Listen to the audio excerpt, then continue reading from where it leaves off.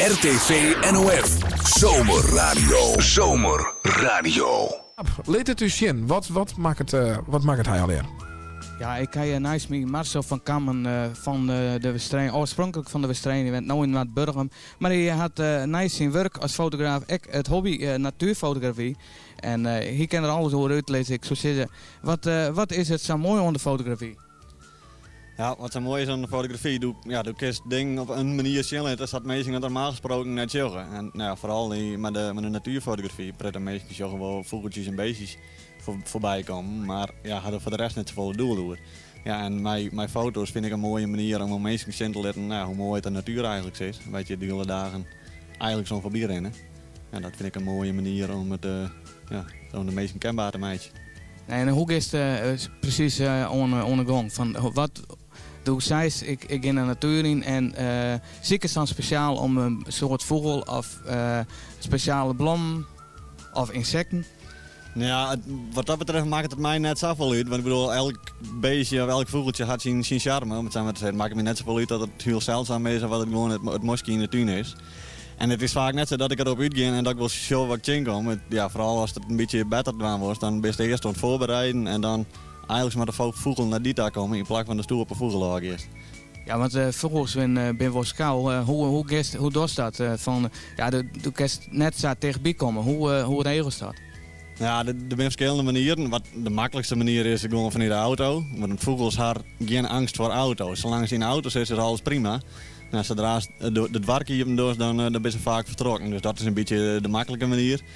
Of doe ik eerst urenlang in een schooltentje zitten gingen. Dus als camouflagetentje en dan zit met te wachten totdat er wat voorbij komt.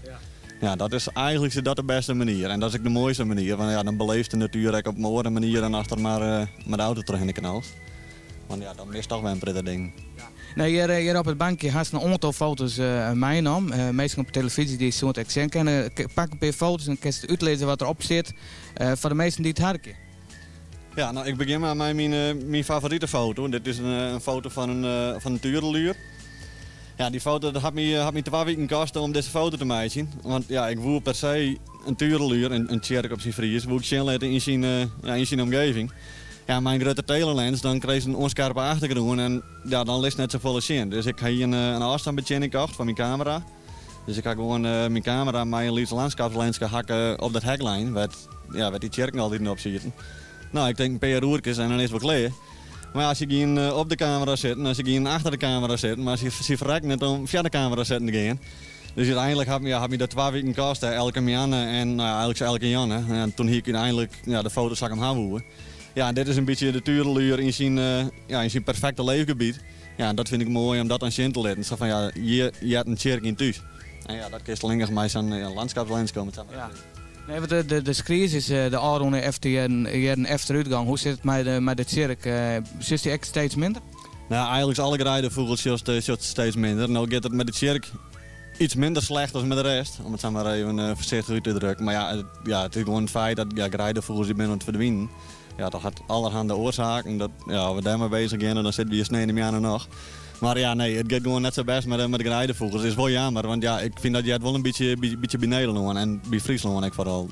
Ja, nou dan geef ik jou een orenfoto die is hier van die haast. Ik zit daar een blom en ik zit daar een hele mooie gos. Ja, ik vind dat altijd wel weer een... gozen, dat is echt zo'n vogelsoort. Je had er een hekel aan of je vindt mooie beesten. Nou, dan ben ik een heel prettig mensen die er een hekel aan hebben. Vooral die gewassen die mij ten eerste graag jaar zieten en ze mij dat ik heel graag in schieten, om het zo maar even te zeggen.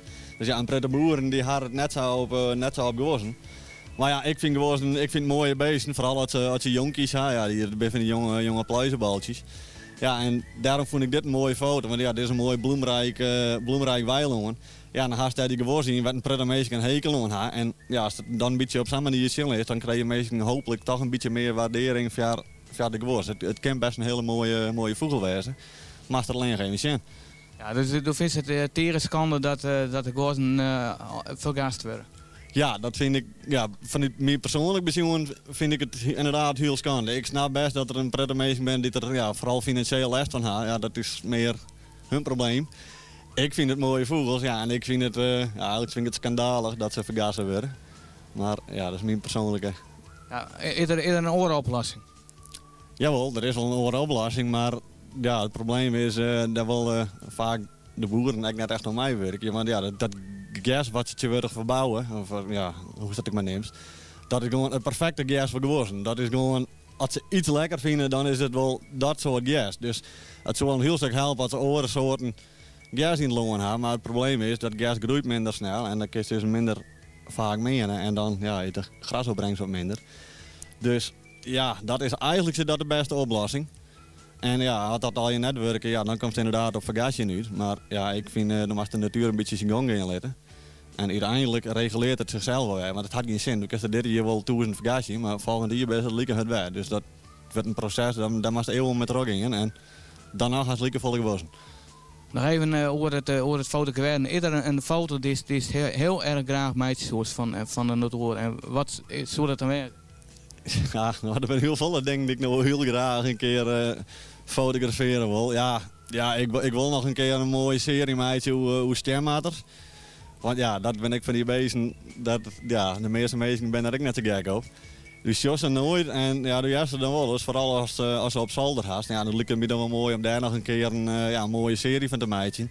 Om mensen echt daarvan zien te leren van ja, het zijn mooie beesten en die gaan leuke draag. En die jonkies erbij, dat lijkt me nog wel een keer, boeiend. Ja, nice dat ze jonke merken meestal het leuk echt doordat ze de kabels van de auto's trok bit of net. Ja, klopt. Er zit in bepaalde soorten slang, er zit een soort van visolie in. En ja, daar ben die stemhouders gek op. Dus die mij inderdaad graag onder de motorkap van de auto kroepen. En ja, dan knagen ze de kabeltjes erop. Ja, en in de winter, ik bedoel, als de auto iets zegt, een uur later is dat ook nog lekker warm. Dus misschien mij dat ik wel graag in de winter nog wel even onder sliepen. Ja, een mooi warm slierplakje. Maar ja, ik vind het interessante beesten. Vooral omdat ze eigenlijk nooit jos, maar ze er heel veel op binnen. Ja, de werkers dus alleen nog, neem ik om, maar de digitale camera, de ouderwetse camera.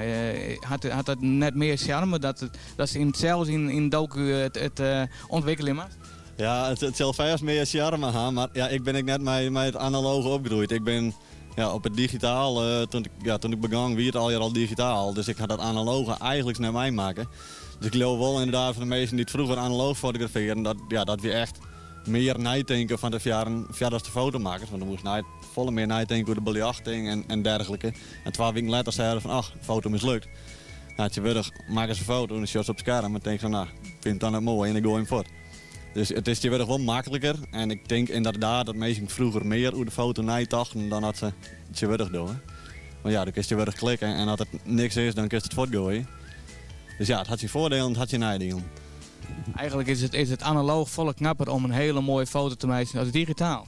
Eigenlijk wel inderdaad. Dan had je volle meer kennis van belichting en van de camera en alles nodig dan als je nodig. Iedereen kent je eigenlijk wel een lucky shot meisje. Want ja, de camera doet in de helft van de gevallen niet zichzelf al het werk al. Die kan de belichting en alles instellen. Ja, en die analoge dingen, wie dat net zou, dan moesten ze echt handmatig zelf alles instellen. Ja, als dat dan geen doel had, dan kreeg je of hele zwarte foto's of hele witte foto's. Maar dan is het vaak net goed. Had je een cursus van digitale fotografie? Nee, ik had de fotografieopleiding die op Friese Poort in Drachten. Dus een 4-jarige opleiding op mbo. Dus die had ik 4 of 4 wiel in, had ik die jaar rond. En sindsdien ben ik als fotograaf aan het werk. Ja, ontwerpen van de Friese krant en daarnaast de hobby natuurfotografie. Ik zou zeggen, weer naar Bouke, naar een stukje muziek of het regelteam. RTV NOF, Zomerradio. Zomerradio.